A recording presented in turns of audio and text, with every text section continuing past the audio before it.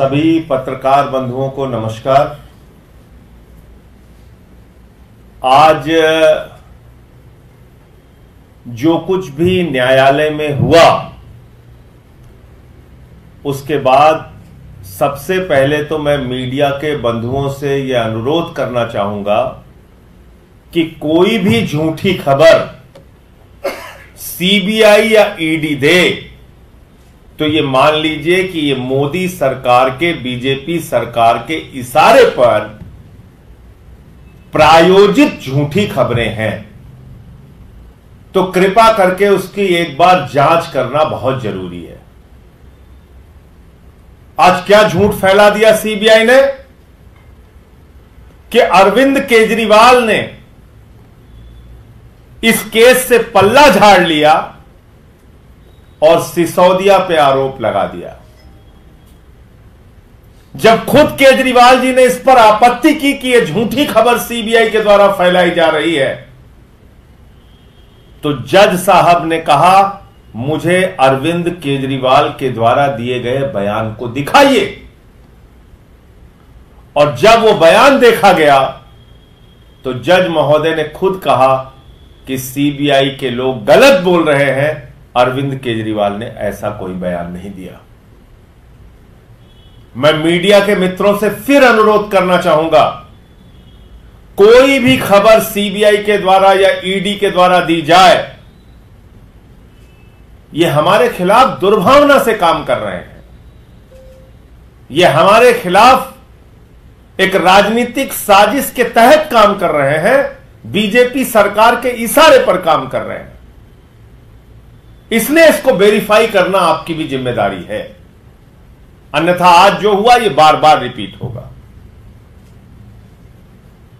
आप सोचिए, 2 साल से जांच कर रही है सीबीआई, देश की प्राइम इन्वेस्टिगेटिंग एजेंसी, देश की सबसे तेज तर्रार कहे जाने वाली एजेंसियां सीबीआई और ईडी पिछले 2 साल से दिल्ली के तथाकथित शराब घोटाले की जांच कर रहे हैं। और 2 साल से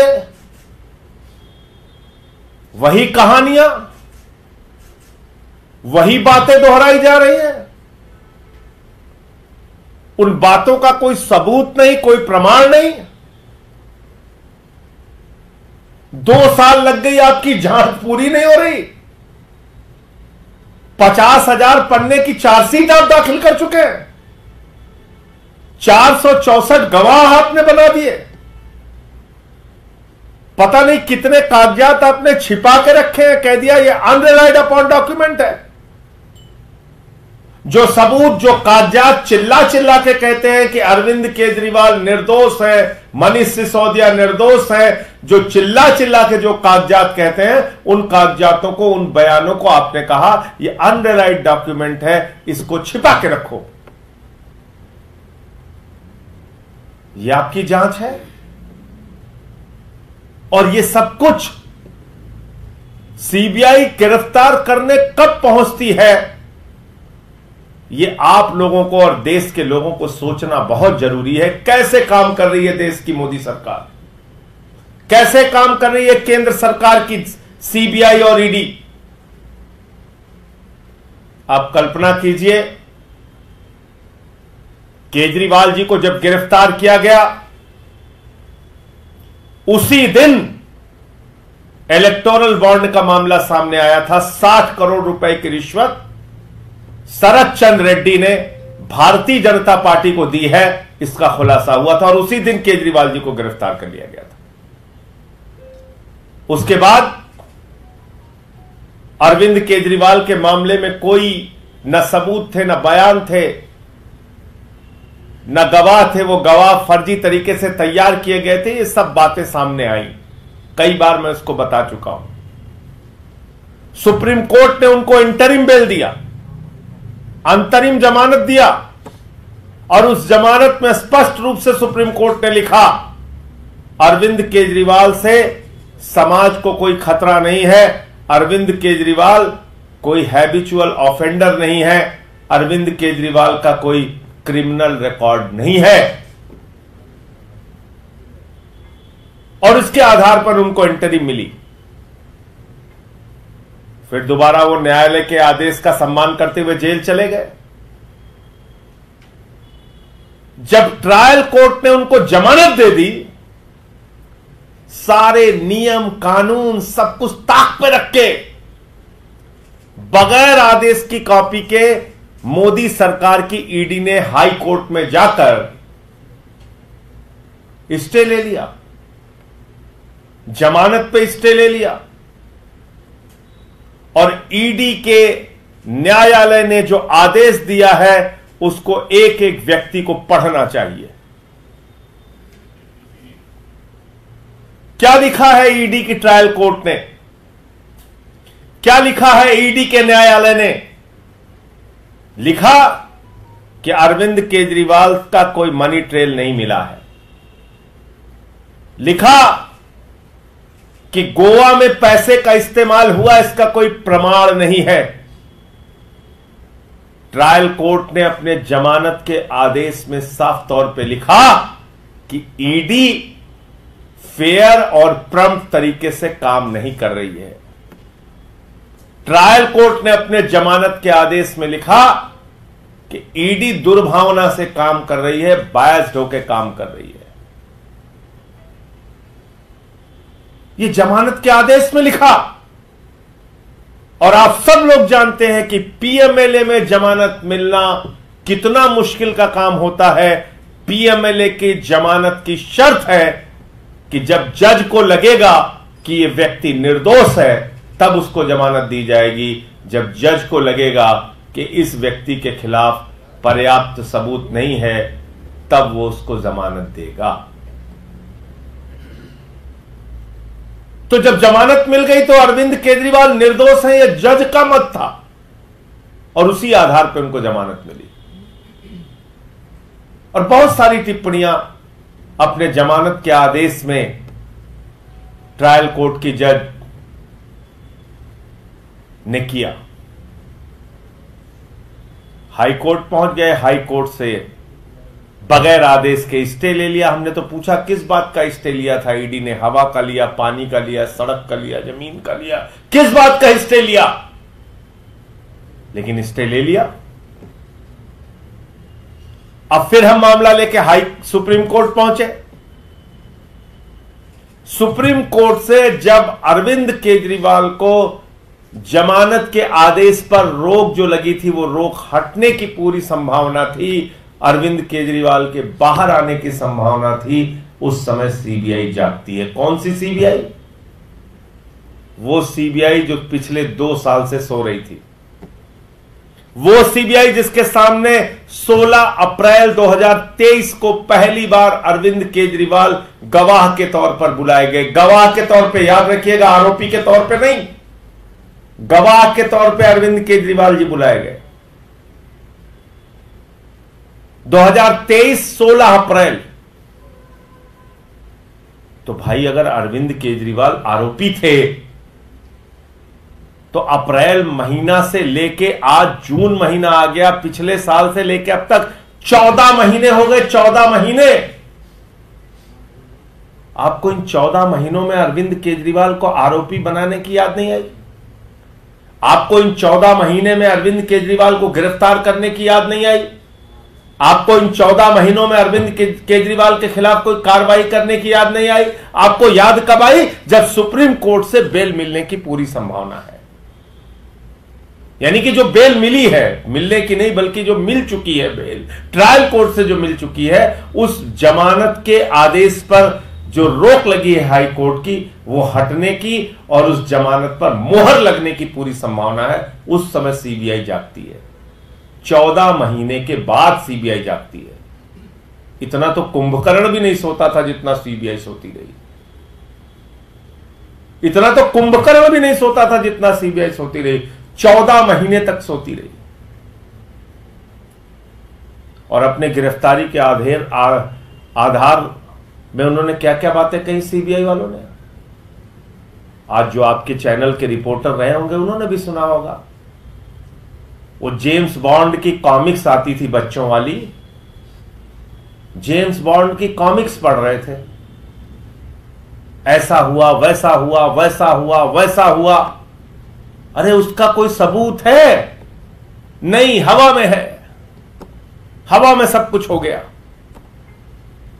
कोई सबूत नहीं, कोई प्रमाण नहीं, हवा में सब हो गया। आप मुझे बताइए, 16 अप्रैल 2023 इन्वेस्टिगेशन चल रहा है 2022 से। 16 अप्रैल 2023 को केजरीवाल को बुलाया गया और इन 1 साल के 14 महीनों के अंदर अरविंद केजरीवाल को आरोपी बनाने के, गिरफ्तार बनाने के लिए उनको याद नहीं आया। आज क्या कह रहे थे? कह रहे थे मंगुट्टा रेड्डी का एक बयान अरविंद केजरीवाल के खिलाफ है जो उन्होंने 24 जनवरी के महीने में दिया। खुद सीबीआई ने कहा है कोर्ट के अंदर, जनवरी 2024 में वो बयान दिया गया। तो भैया मंगुट्टा रेड्डी का बयान तो ईडी में जुलाई 2023 में हो चुका था। मंगुट्टा रेड्डी का बयान तो ईडी के सामने 2023 जुलाई में हो चुका था। वही बातें उसने ईडी के सामने कही थी। ईडी और सीबीआई मिलकर मनीष सिसोदिया के मामले में जब सुप्रीम कोर्ट में बहस कर रही थी तो ईडी ने ये सारे तथ्य, ये सारे बयान मंगुट्टा रेड्डी के बताए थे सुप्रीम कोर्ट के सामने। तो सीबीआई क्या कर रही थी? जनवरी में आपके पास मान लीजिए बयान दे दिया, आप कह रहे हो जनवरी में बयान दिया मंगुट्टा रेड्डी ने, और मंगुट्टा रेड्डी ने तो तरह तरह के बयान दिए। मंगुट्टा रेड्डी ने ही बयान दिए हैं कि अरविंद केजरीवाल से और एक्साइज पॉलिसी से कोई लेना देना नहीं, मैं 5-7 मिनट के लिए उनसे मिला था और उसका एक्साइज पॉलिसी से कोई लेना देना। यह मंगुट्टा रेड्डी का बयान है जो आपने छिपा के रखा है ईडी के दफ्तर में। तो जनवरी में आप कह रहे हैं 2024 जनवरी में मंगुट्टा रेड्डी ने बयान दिया। तो भैया जनवरी बीत गई, फरवरी बीत गई, मार्च बीत गया, अप्रैल बीत गया, मई बीत गया, जून बीतने वाला है। 5 महीने हो गए आपको होश नहीं आया। होश कब आया? मुझे बार बार दोहराना पड़ रहा है। होश कब आया? जब ट्रायल कोर्ट ने अरविंद केजरीवाल को जमानत दे दी, जब ट्रायल कोर्ट ने अरविंद केजरीवाल को निर्दोष मान लिया। और आप जानते हैं पीएमएलए के मामले में जमानत पाना कितना मुश्किल है। तो अगर यह मंशा है भारतीय जनता पार्टी की कि हमको एक मुख्यमंत्री को पकड़ के जबरदस्ती जेल में रखना ही है, तो मुकदमे पे मुकदमा, मुकदमे पे मुकदमा, मुकदमे पे मुकदमा बनाते जाओगे। झूठे मुकदमों की तो कोई सीमा है नहीं, चाहे जितना आप लगाते जाइए। तो मैं फिर दोहरा रहा हूं, अरविंद केजरीवाल को केंद्र की भाजपा सरकार के इशारे पर, मोदी सरकार के इशारे पर झूठे, बेबुनियाद, तथ्यहीन, बगैर सबूत के मुकदमा बनाकर उनको फंसाया गया है, उनको गिरफ्तार किया गया है। मैं इंडिया गठबंधन के तमाम दलों से बातचीत करके इस मामले को देश के सर्वोच्च सदन में उठाने का पूरा प्रयास करूंगा और संसद के अंदर जो अरविंद केजरीवाल जी की अवैध तरीके से, गलत तरीके से गिरफ्तारी हुई है और ईडी ने जो नियमों के विरुद्ध जाके बगैर आदेश की कॉपी के जाके स्टे ले लिया है, ये सारा विषय भी मैं इंडिया गठबंधन के दलों से कहूंगा कि वो निश्चित रूप से देश के सर्वोच्च सदन में इस मामले को उठाएं। आपका कोई प्रश्न हो आप पूछ सकते हैं। उम्मीद थी कि सुप्रीम कोर्ट से राहत मिलेगी, लेकिन एक बड़ा झटका है। इसीलिए क्या लगता है कि बड़ा सेटबैक आम आदमी पार्टी के लिए आगे चाकू चाकू से लेकर कदम उठाएंगे, क्या रोकते? देखिए, सुप्रीम कोर्ट में तो अभी मामला पूरी तरीके से बहस होनी है उस पर। तो सुप्रीम कोर्ट से किस मामले में आप कह रहे हैं झटका? भाई सुप्रीम कोर्ट में अभी ये जो बदमाशी है, जो कुछ भी किया है वो सीबीआई ने किया है। अब सुप्रीम कोर्ट में तो इस पूरे मामले पर पूरी बहस होनी है, पूरी बात आनी है और उसके बाद सुप्रीम कोर्ट का निर्णय आएगा। अभी केजरीवाल जी के मामले में सुप्रीम कोर्ट का निर्णय आया नहीं है। ये समर्थन मांगने की आप कल से कवायद शुरू करेंगे? निश्चित रूप से। और आज आपने देखा होगा कि समाजवादी पार्टी के राष्ट्रीय अध्यक्ष अखिलेश यादव जी ने अरविंद केजरीवाल जी के पक्ष में खुलकर बोला है, अपनी बात कही है और उन्होंने कहा है कि सबसे ज्यादा दुर्भावना से, सबसे ज्यादा द्वेष की भावना से, बदले की भावना से, नफरत की भावना से अगर बीजेपी की सरकार काम कर रही है तो अरविंद केजरीवाल के खिलाफ कर रही है। ये साफ तौर पे उन्होंने बोला है और उन्होंने आश्वस्त किया है कि वो इस लड़ाई में हमारा साथ देंगे। और बाकी जो दल हैं उनसे भी बातचीत हो रही है और सीपीएम के लोग, सीपीआई के लोग, उद्धव ठाकरे जी से भी मेरी बातचीत हुई, जो पूरा मामला है इसको लेकर। और निश्चित रूप से कांग्रेस के भी नेताओं से मैं बात करूंगा सबसे, इस पे एक मत करके सबको, और ये मामला निश्चित रूप से संसद के अंदर उठाया जाएगा। एकदम गलत है, जांच एजेंसियों का खुला दुरुपयोग है जो साफ तौर पे दिख रहा है। संजय जी, इसी से जुड़ा सवाल था, इस तरह से आप कह रहे थे कि कांग्रेस को भी आप रीच आउट करेंगे। लोकसभा चुनाव से पहले भी आप लोग साथ आए थे कि संविधान को बचाना है और पहले दिन से हमने देखा कि संविधान की बुक्स लेके राहुल गांधी और तमाम नेता आए।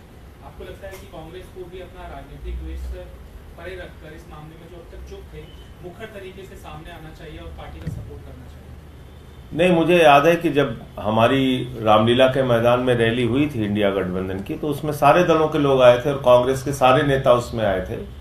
तो स्थानीय स्तर पे कुछ हम में आपस में विरोध हो सकता है, मतभेद हो सकता है कुछ मुद्दों पर, लेकिन ऐसे मसलों पर हम लोग एक साथ हैं।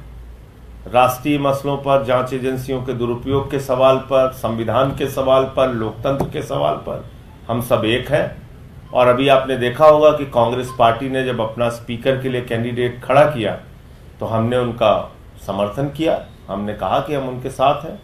हमारे जो 3 सांसद लोकसभा के हैं, कल जो हमारे लीडर हैं लोकसभा के मीथेर जी, इंडिया गठबंधन की जो मीटिंग थी लोकसभा के स्पीकर के चुनाव को लेके, उसमें गए भी थे। तो